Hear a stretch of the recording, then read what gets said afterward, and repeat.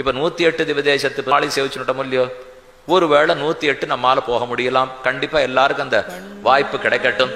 இல்ல என்ன செய்யலாம்னால் ஒரே ஒரு பாட்டு மட்டும் சொல்லி முடிச்சுறேன். இருப்பிடம் வைகுந்தம் வேங்கடம் மாலிரும் சோலை என்னும் பொறுப்பிடம் மாயனுக்கென்பர் நல்லோர் அவதன்னொடும் வந்திருப்பிடம் மாயனிராமானுஜம் மனத்து இன்னவன் வந்திருப்பிடம் எந்த நிதயத்துள்ளே தனக்கின்புறவே. ஸ்ரீபெரும்புதூர்ங்கிற திவதேசத்தே சித்திரை மாசத்தில் திருவாதிரை திருநக்ஷத்திரத்தில் ஆதிசேஷனுடைய அவதாரமாகவே பகவத் ராமானுஜர் அவதரித்தார். புண்ணியாம்போஜ விகாசாய பாபத்வாந்த க்ஷயாயச்ச ஸ்ரீமான் ஆவிரபூத் பூமௌ ராமானுஜ திவாகரா.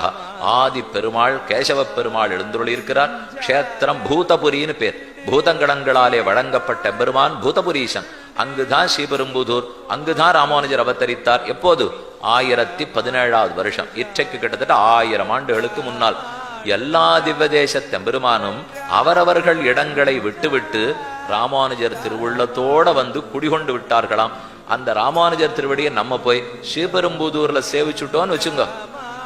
அப்போ தானே நடக்க போறது என்ன? ஸ்ரீ மாதவாங்கிரி ஜலஜத்வய நித்திய சேவா பிரேமா விலாசய பராங்குச்ச பாதபக்தம் காமாதி தோஷஹரம் ஆத்மபதாஸ்ரிதானாம் ராமானுஜம் யதிபதிம் பிரணமாமி மூர்த்தனா. என் எதிராதி விம்சத்தியில ஆரம்பத்துல மணவாள மாமனிகள் சாதிக்கிறார். நம்ம காமக்ரோதம் முதலான தோஷங்களை அழித்து அனைத்து பெருமாளையும் சேவித்த ஆனந்தத்தையும் கொடுத்து நம்ம அத்தனையும் போக்கி பெருமாளிடத்துல சேர்த்து வைக்கிறார் இல்லையோ. அந்த ராமானுஜரை ஸ்ரீபெரும்புதூரில் சேவிக்க போக அவருடைய உடையாகட்டும், அவருடைய நடையாக இருக்கட்டும், அவருடைய நீண்ட திருமேனி அழகாக இருக்கட்டும், சேவிக்க சேவிக்க பாபங்கள் விலகும், பக்தி கண்டிப்பாக பெருகும். சரணாகதி சாஸ்திரத்தையே நமக்கு சொல்லி கொடுத்தவர் அல்ல, நமக்காக பெரிய பெருமாளிடத்திலே சரணாகதி அனுஷ்டித்து அப்ப நம்பெருமாள் பங்குனூத்தரத்தன்னைக்கு வாய் திறந்து உறுதிமொழி கொடுக்கிறார். ராமானுஜரே, உம்மோட சம்பந்தப்பட்ட யாரா இருந்தாலும் நீர் அனுப்பி வைத்தீரனால் நாம் அவனை வைகுந்தத்துக்கு அழைத்து போகிறோம். அதைத்தான் மணவாளவர்கள் கடைசியில சொல்றார். இதை தெரிஞ்சுனுட்டா போரும். தானே நத்தாதே சொம்புதல்வர் தம்மதன்னோ தாயமுறைதான். நல்ல தாப்பனாருக்கு நான் பிள்ளைன்னு சொல்லிட்டா சொத்தை கொடுத்துட்டு போறார். ராமானுஜ சிஷ்யன்னு சொல்லி கொண்டார். வைகுந்தமாகிற சொத்து மற்றது கையதுவே நமக்கு கிட்டும். அந்த ராமானுஜர் திருவடிகளுக்கும் பல்லாண்டு.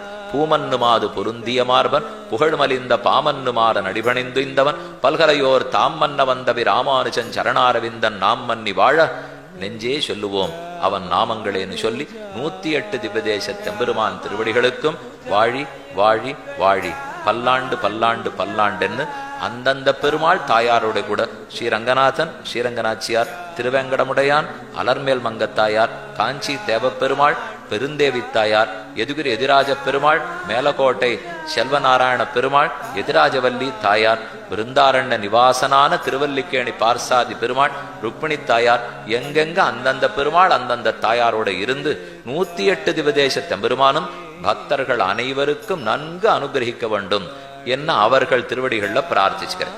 அவர்கள் இருந்து அனுகிரகிக்கிறதா இருந்தாலும் ஆழ்வார்கள் இதை பாடியிருந்தா தானே. அதனால ஆழ்வார்கள் வாழி, அருளிச் செயல் வாழி, தாழ்வாதுமில் குறவர்தாம் வாழி, ஏழ்பாறு முய்ய அவர்கள் உரைத்தவகள்தாம் வாழி, செய்யமறை தன்னுடனே சேர்ந்து சம்ஸ்கிருத வேதம், திராவிட வேதம், ஆழ்வார்களுடைய 4000 திவ்ய பிரபந்தமும் ஆழ்வார்களும் வாழி வாழி எப்போதும் வாழ்ந்திருக்கட்டும். அவர்கள் வாழ்ந்திருந்தாலும் பெரியவாச்சான் பிள்ளை போன்ற மகாத்மாக்கள் வியாக்கியானம் பண்ணாமல் போயிருந்தால் எந்த பாட்டு எந்த திவதேசத்துக்குன்னே தெரிஞ்சிருக்காது. வியாக்கியாத்தாக்கள் அனைவருக்கும் பல்லாண்டு.